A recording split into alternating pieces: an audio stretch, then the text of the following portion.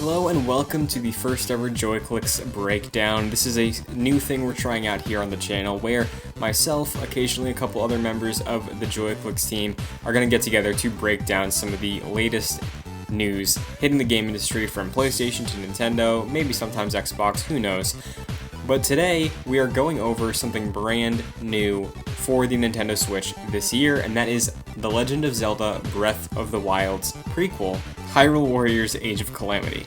Now, earlier today, we got our first Nintendo Treehouse in a very long time this year, showcasing both Pikmin 3 Deluxe and, of course, Age of Calamity, a game that I am greatly anticipating. It's probably my most anticipated game for the rest of the year, right next to Spider-Man Miles Morales. But today we did learn a lot about what to expect when we can get our hands on Breath of the Wild's prequel, and today we're going to run through 5 of the most crucial pieces of information we learned out of this presentation. So without further ado, let's just get right into it.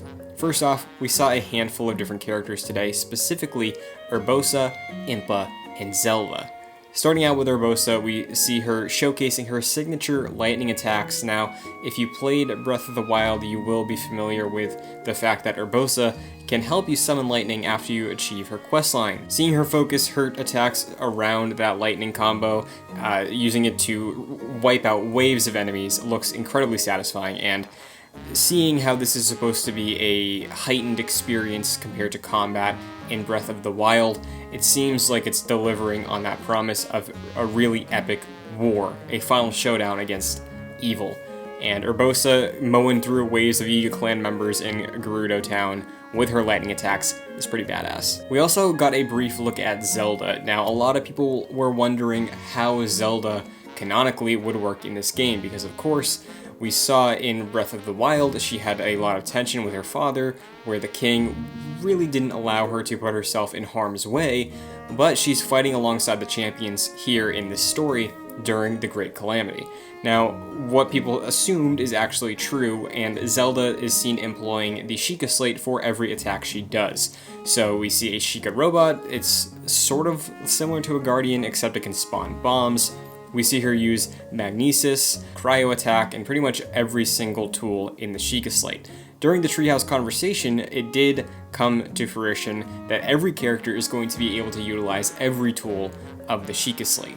So while that is going to be a concurrent across all of the Guardians and their friends as we play through this campaign, what is unique about each character are their signature attacks, as we've seen with Urbosa first off with the lightning, and Zelda with the robotics.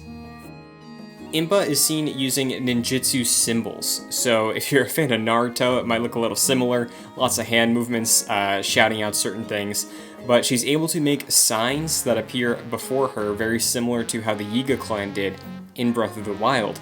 Absorbing those signs allows her to do special attacks like make clones of herself. If you do that and then absorb all the clones, you can really combo that for massive damage against your enemies. So despite the fact that yes, all members of the party can use each Sheikah Slate, all the characters have their own unique flavor that they're pulling in to their specific combat. And it's worth noting, it's just a bonus thing, they're switching between party members a lot. In Gerudo Town alone, we get to see Urbosa swap over to Zelda, and as someone who is new to the Warriors series, that's pretty cool to me. Now let's talk a little bit about the map, speaking of being new to the Warriors series. Now, Breath of the Wild is an open-air world, meaning you can go anywhere you want at any time.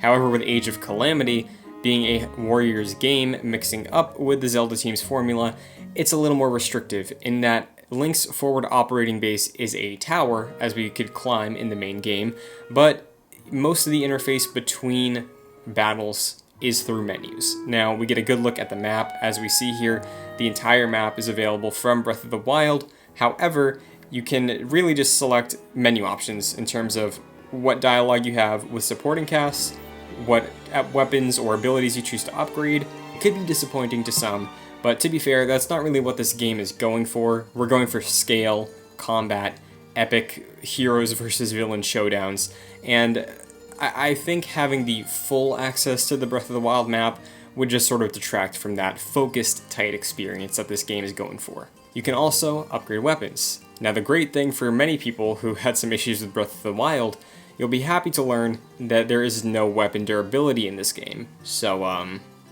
there you go.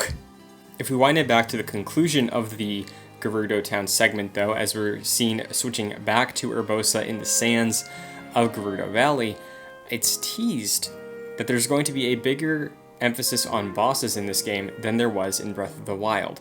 Obviously, we had the different versions of Calamity Ganon across each and every dungeon or divine beast in the game, as well as the, standard enemies and their bosses like the Hinox. But what's interesting here is that the dialogue teases Molduga, and we unfortunately cut away from it before Molduga attacks in gameplay, but hinting the fact that there's going to be bosses beyond just the Yiga Swordsman, the Yiga Clan, and the Hinox, or other agents of Calamity Ganon's reach, is pretty exciting to me.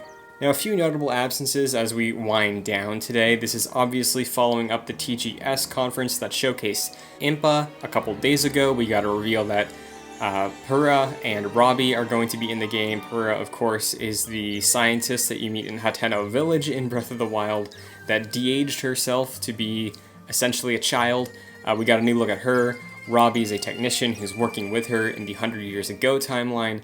So that's all well and good, but we are still notably missing Daruk and Revali gameplay. Now, considering this game is coming out in November, I would assume we're not too far away from that. But if there's anything to say leaving today's Treehouse, is that the game looks like a blast. As someone who has not played a single Warriors game, who has just sort of written them off in the past, but as someone who loves Breath of the Wild, and it is one of my favorite games of all time at this point, this looks great. I'm very excited for this title. It's finally going to give me a reason to hop back in to Breath of the Wild and check out that expanded DLC. So if you're curious about me checking out that, you can tune into my Twitch channel sometime early November, twitch.tv/ChrisNBuckley. I'll be doing all the Trials of the Sword, all the optional bonus content, get that Master Cycle, and we're going to have a good time with it. But that is going to do it for this video breakdown of all the things we learned from Nintendo Treehouse today, the 5 important highlights about Age of Calamity. If you enjoyed the video, if you learned something from it, be sure to give it a thumbs up because it helps the channel out a ton. Let me know what you're feeling about this game in the comments down below. And if you're new to JoyClicks, be sure to subscribe so you don't miss anything else when it comes to Zelda, Age of Calamity, Breath of the Wild 2, or other things in the gaming community. But until next time, it's pizza time.